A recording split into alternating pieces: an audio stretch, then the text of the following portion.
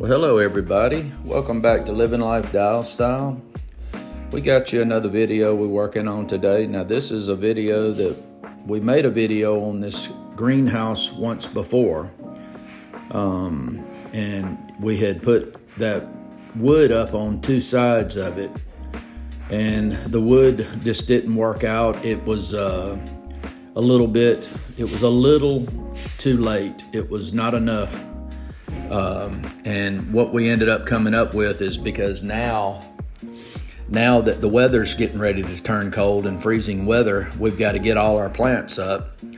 And so we kind of waited to the last minute to do this thing. And we got to looking at the old greenhouse, and there was quite a bit more rotten wood on this thing than I initially had thought about. So what we've done here is we've gotten started on it, and we've torn the roof off, as you can see, and now we're taking down all this this stuff that we put up. Now this stuff that's up there is that clear corrugated panel from like Lowe's or Home Depot, and this stuff has been up there for 15 years, if not more. It's been up there for a long time. And what happened is when we built this greenhouse, we did the A-frames on it, on the roof system, and in order to run the material where the water would run straight down off of the roof, I would have had to do 1x4 strips on it, and I didn't do that at the time because I was trying to do the simplest design as possible and keep the air from venting out of those corrugated holes in the panels. So I ran the stuff long ways on the roof, which is not really great because it will hold water up there. And basically, over time, the stuff held up and it worked great at first. Worked great, no problems. But over time, with windstorms and stuff like that, the ends of the roof started getting whipped up and broken loose from the screws. So what happened is every time it would rain, mainly on the ends of the building, back on that end where you just saw me take that window out, and over here on this other end, the water leaked real bad right there. And it was pressure treated wood, and so it's been leaking for a long time on it. And once I got started on this, the reason I went ahead and I decided I was going to change my design on it as far as the way the roof drains, because I wanted to do something as simple as I could and as cheap as I could. That's the way we have to do things. We don't have loads and loads of money, so we have to try to figure out ways to get the same things that everybody else has, but do it in a way to where we can get it done and afford it. So I'm changing the roof design on this. Now I'm taking down these roof structures right now. We're cutting it with the chainsaw. And in a minute, you're going to see me. I'm almost going to get knocked off the ladder. Be looking for that when it comes up. I cut one of these down, and it pushes the ladder over to the left. And boy, it almost throws me down. I just barely made it. But all is well. Here it goes. It's fixing to happen right now. Watch this. Oh, Lord. You see that? I almost fell off that ladder, man. But anyway, once I got started tearing everything down, I realized just how bad the wood was. Those upper A-frames were rotted on the ends, and they were close to basically caving in. So we got to it just in the nick of time. Now, as I go along here, you're going to see that the whole top part of this, where all those windows were, those 4 windows on each side, a lot of that, I'm actually going to take all that down because that upper board is rotten. And so I'm going to basically reframe those holes for the window with new pressure-treated wood. Now, people get the misconception of a greenhouse. When you see these little greenhouses at these places that sell the little storage buildings and everything, and they're completely covered in this corrugated metal, and most of those are steel framed. And people think, okay, well, I'm going to get that and I keep my plants, good and everything through the winter. But the problem is no greenhouse, because of the corrugated material, how thin it is, and plus, not only that, all the air gaps and the fact that air can impenetrate the inside. Once the sun goes down, however cold it gets outside that night is going to get in that greenhouse. So the greenhouse is only good as far as heating itself during the day when the sun's out. And what we're doing is we like to try to winter our plants over the winter in the greenhouse. My wife has a lot of citrus trees and some hibiscus and stuff like that, and they just can't take, freezing weather. Now, although it doesn't get, it's not too bad down here in central Alabama, but we do get freezing weather that will kill the plants. So if you let that greenhouse inside get down to 32 degrees, 30 degrees, even though it's not getting a frost, anything that's sensitive is going to die. So you have to have artificial heat in a greenhouse to weather the winter with plants that you're trying to save. And what I've come to figure out is, if you look at what I did, I put wood up on the side of this thing trying to fix some of the problems. You don't need a greenhouse with the whole thing with that clear stuff. That is overkill. You don't need half that, and the sun will still heat that greenhouse up during the day, even in low temperatures. So, and I think we're in 8B zone. So my new plan for the greenhouse is I'm taking down all of this corrugated stuff. And what we're going to do is we're going to go up with 4x8 sheets of T111 plywood, and on most of the bottom, okay. And then I'm gonna have the 4 windows on each side, and on the back where I'm at right now, there's no sun comes in through the back at all. So it's gonna be all T111 up to those windows that we have on the back and that door there that you're looking through. Excuse me.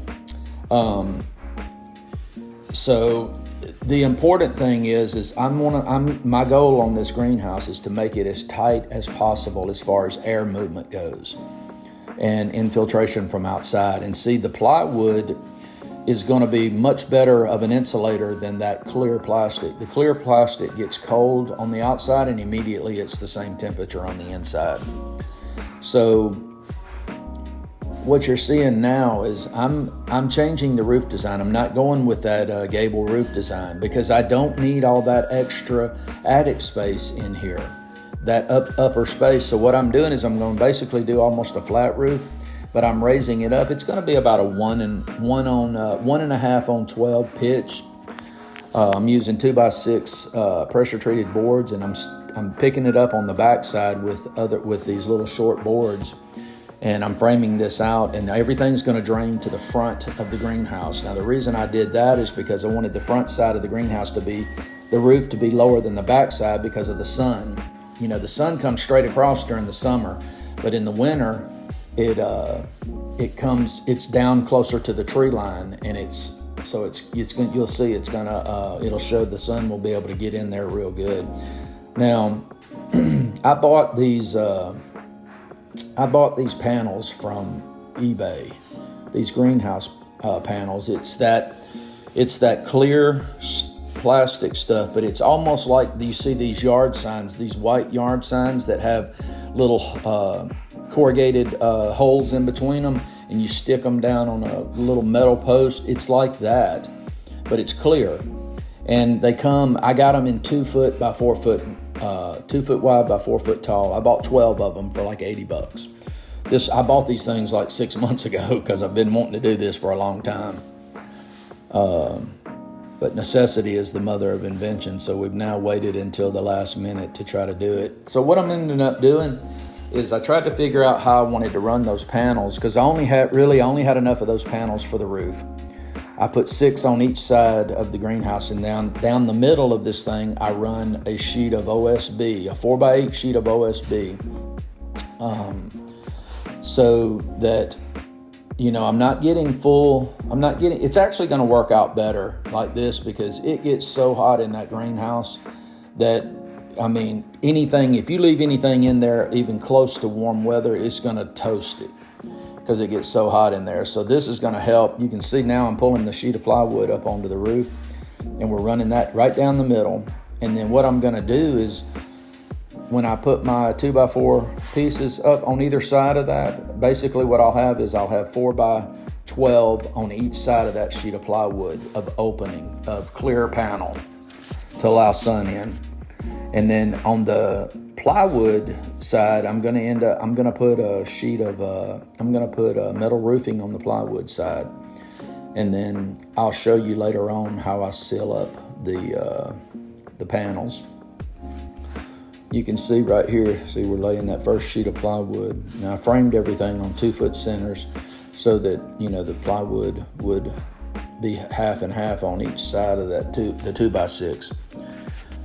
Now this was a pretty long drawn out deal. I thought this was gonna go quicker than it did, but I've been working on this thing for like 3 or 4 days now. But you can see right here. Now on the front, what I did on the front here, the front had all the clear panels. I didn't buy it. I was coming down the road one day and I saw this stack of like aluminum single pane glass windows on the side of the road. So I stopped immediately and I asked the guy, I said, man, what are you doing? Are you throwing these away? He said, yeah, I'm throwing them away. Take them all. And I ended up with like 12 windows, and the windows, a bunch of them, most of them are the 28 inches wide by 60 inches tall. So what I did here is I've got that door on the front of the greenhouse that's a full 36-inch door with a full glass view window.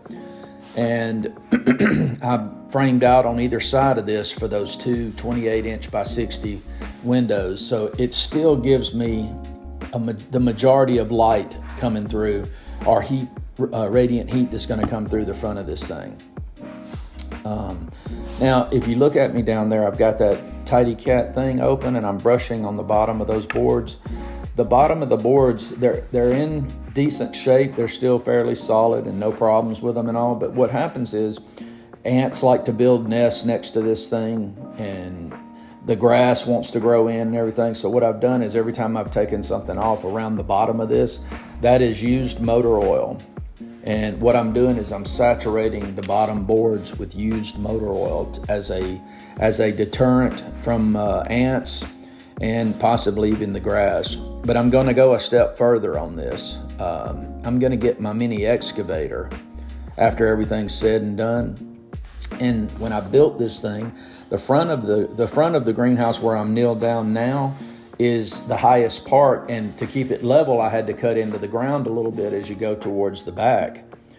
So what I'm going to do is I'm going to get my mini and I'm going to cut back the ground to give plenty of space for no water to stand, and to keep the grass back away from the greenhouse. And then I'm probably going to come back in and frame out across the bottom and do like a 6 or 8 inch concrete grass barrier all the way around, just so that I can keep the grass away and not have to constantly worry about it.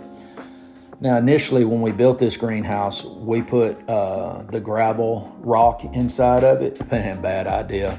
Because I'm going to tell you something, it don't take long at all with light and heat for grass to completely take over that rock. So about a year ago or so, my son and I, we bag poured concrete on the inside of it, and that solved 90% of that problem. You can see right here, I've got that plywood framed up on there.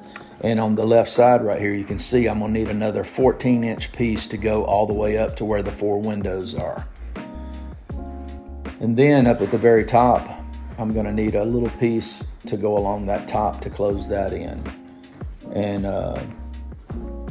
this is gonna be such a nicer greenhouse. It's gonna be so much more usable. Might even be a little more usable in the summertime. You see the clear panels that I'm showing right there? See those above there? It actually came out pretty nice. I'm excited about it. And you know what's weird? Those clear panels, because they've got that little corrugated stuff between them, they're actually insulated. They allow the sunlight to go through, but when the heat comes back up and hits it, it's like an insulation barrier. It holds the heat in. So that's one thing that's cool about that. Let's see what we got going on here. Okay, I got my son now. I was now having him tear off that other side wall. We basically did a wall or two at a time, because once we took the wall stuff down, this thing was pretty flimsy, because all the wall material is what stiffens the structure up.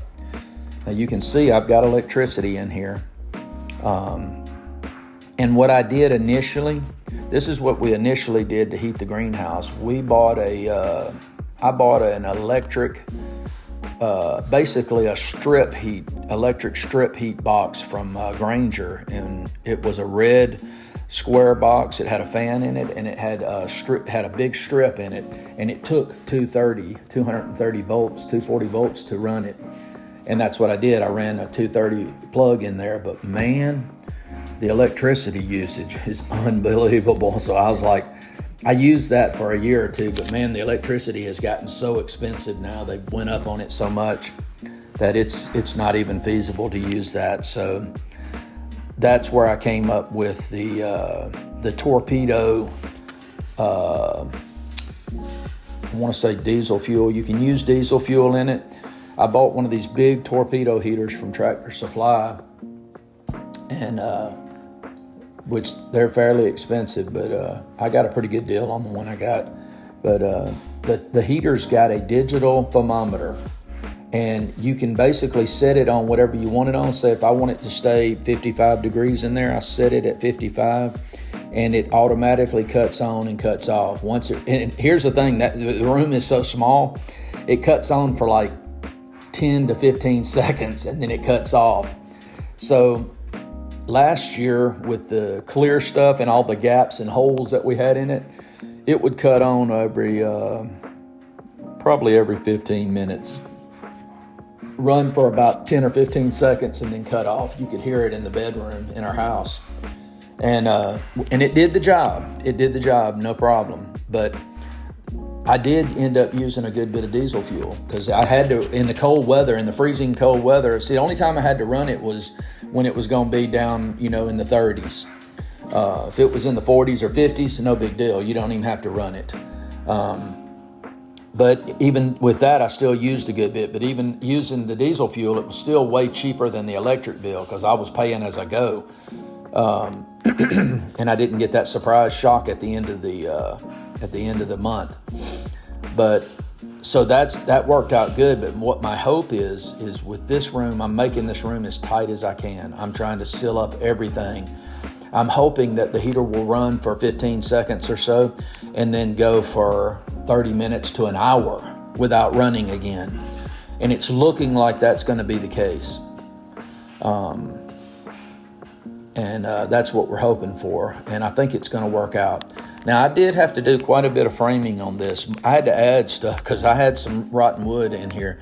And you might think, gosh, it almost would have been easier to tear it down and start over. And that might have been easier, but it would have cost me a good bit more money, and it would have cost me a good bit more time, because I still was able to use the main framing. All I had to do was rebuild some top sections, and I added a 2x4 on the bottom part up and down here and there. And right now I've got about $650 to $700 in it. And what you're going to see with me is everything's not, you have a lot of YouTube channels out there that'll show you how to do it exactly the right way, perfect, and following all the rules. Now, I don't do things that way.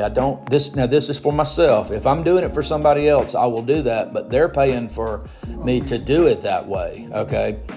And what I'm trying to accomplish is get my need met at the least amount of money as possible. So I run the T111 sideways instead of straight up and down.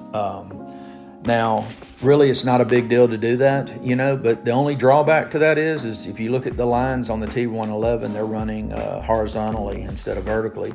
Now, whenever you run aligned material horizontally instead of vertically, you see a lot of imperfections or waves in the material, whereas it's hidden if you run the lines vertically. So when I look at it, I can see, waves down the side of it, but that doesn't bother me, because like I said, I'm trying to maximize the wood. I think I bought 5 sheets to start with, and I had to go back and get 3 more to be able to finish it up with. So you can see us, we're putting in that top sheet now. Now, all these windows you see, those windows you see in there, there's 3 of them in. What I did this time is, before, all these windows were on a hinge and they were all operable, but that really turned out that it wasn't necessary. You don't need all 4 windows to open. If you open one window on each side and then open the 2 front windows, the new windows that I'm putting in, that'll give you all the airflow you need to do. So what I did is I permanently mounted 3 of the windows and I left 1 of the windows hinged, is what I'm going to end up doing on this. And it actually worked out pretty good. Now you'll see, if you look closely at the video, there are some places where I used some wood that I didn't have, that didn't necessarily fit in that place because of the lines and everything, but I did try to cut it to make the lines match up and stuff like that. But again, I'm looking more for form or function over aesthetics, although it is going to come out pretty nice once we get paint on it and everything. So, and now she had to put some plants in there because the first of this video, we had some pretty cold weather. It got down to like in the upper 30s. And some of these plants, like hibiscus, they're real susceptible to cool weather. They don't like it at all. And a hibiscus will completely die if it freezes. If it comes back, you'd be lucky. Now here I am putting those 2 windows that I got for free in. Screwing those in, and man, I mean, and see, those are operable. Those are lit up and down. See, there I am putting the top piece over the door. Now, still I'm going to need to put trim around the door, which you're not going to see in this video, because we're fighting time. We're getting ready to get some really cold weather. I mean, down in the low 30s, highs in the 40 something, you know. So the main goal is to get it finished. You can see right here in this picture, see, I've still got that old wood up there. We thought that was going to be a good idea, but it was really not enough. We just didn't do it soon enough, and we didn't do anything to this wood, and it got all warped and everything. We didn't paint it right away or anything, so I ended up just taking it down and burning it. And then on the windows, you know, again, like I said, I'm just stapling those in because they're going to stay in. They're just going to be non-operable. And I'm going to caulk everything up on this thing. It's going to be so tight that it's going to be amazing. And then what I'll do is I had hinges on all the top of the windows. So what I'm doing right now is I'm just going to screw the hinge back to the top header. And I still have to work on some latch for that window to keep it in, because it wants to hang out.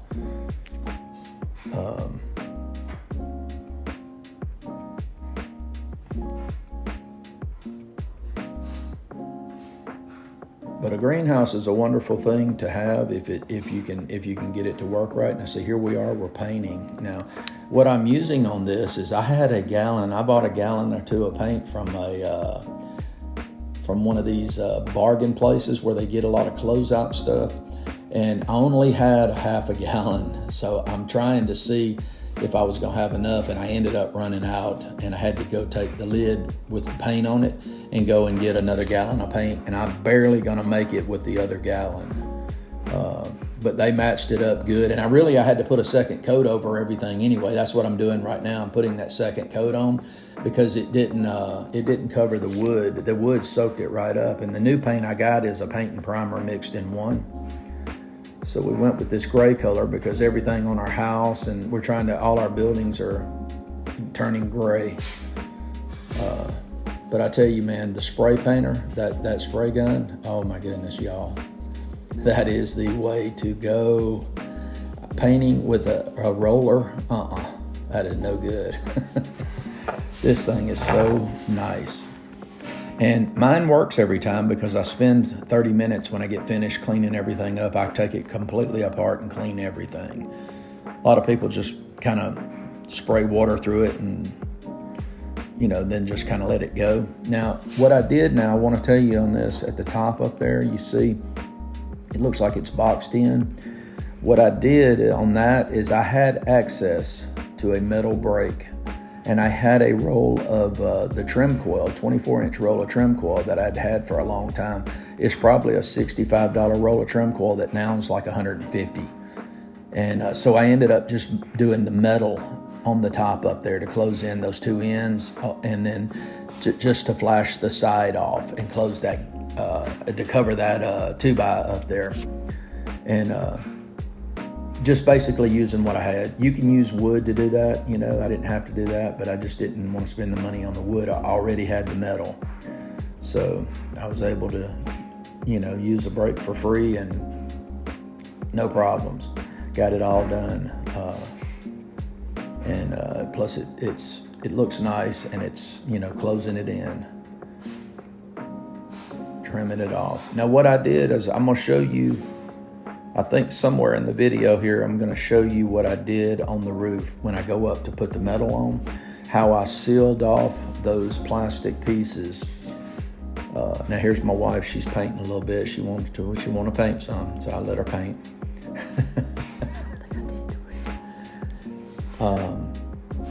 But the video might not be. We might not have put the roof video in, but I'll tell you what I did anyway.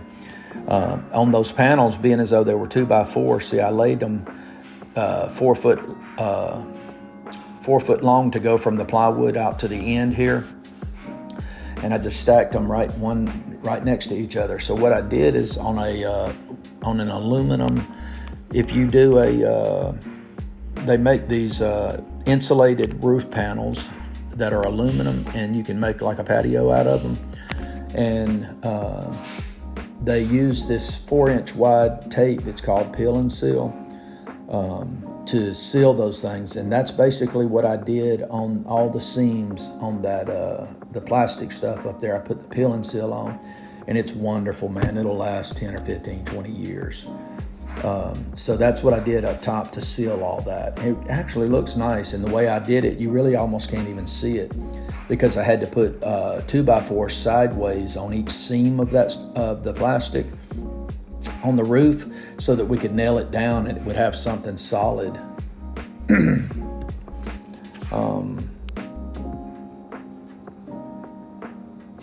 And I'm over there now. You see me now. I'm over there cleaning the gun out. That's what I'm doing. I'm sitting over there on the side, taking my time and cleaning the gun out. I blow all the. I put the hose in a bucket of water, and I recirculate everything, get all the stuff out. Now I took the brush from her, and now I'm painting. But what we're doing is it's like a gray on the building, and it's like some kind of a blue, and I mixed it up myself from some gray acrylic latex, some navy blue, and I think a little bit of black. Is what I did to mix that up to come up with that little color. Excuse me. But yeah, we're getting real close here. We're almost to the end, or getting close to the end. But anyway, just enjoy the rest of the video. I don't know if I have a whole lot more to say about it. I've said a lot, but it is working very well.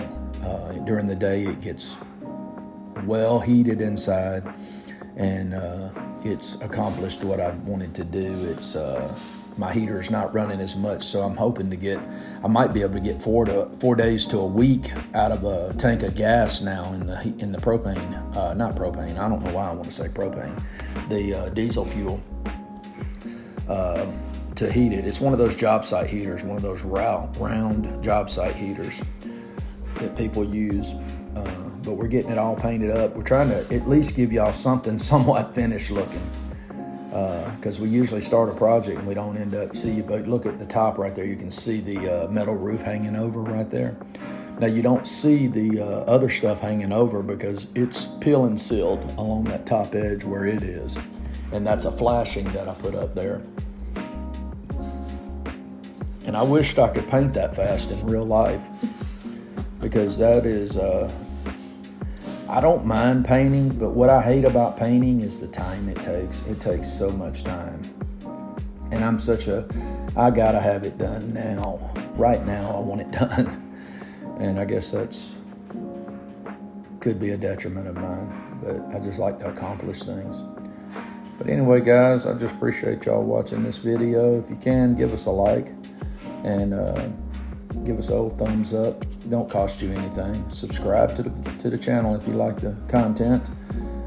And we just thank you. And we'll see you later. Living life dial style.